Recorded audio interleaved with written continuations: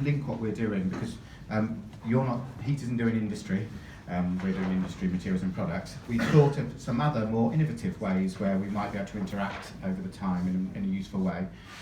Just a couple. One was in terms of evaluation of the implications of these scenarios on the broader economy and so on. We are also doing similar work on that, and we thought there could be some advantages there.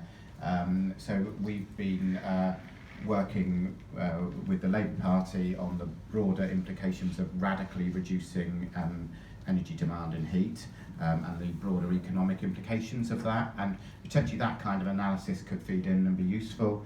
And obviously we've got a different modelling approach to the predominant ones at UCL, and maybe that variation in approaches is what's interesting, and to see what different sort of findings come out. So that was one area. Another one was that lots of our work is to look at how we're going to hopefully rapidly reduce energy service demands in some key areas of materials and products to reduce energy demand, industrial energy demand. So in essence it's a job where we can share what we feel these energy service demands might be in the future, and we thought that could be useful for heat and vice versa, partly because if we were to radically reduce the amount of heat we needed, then that potentially changes the technological options which we might select. And so yeah, that was the same but really linked to a different part of the project.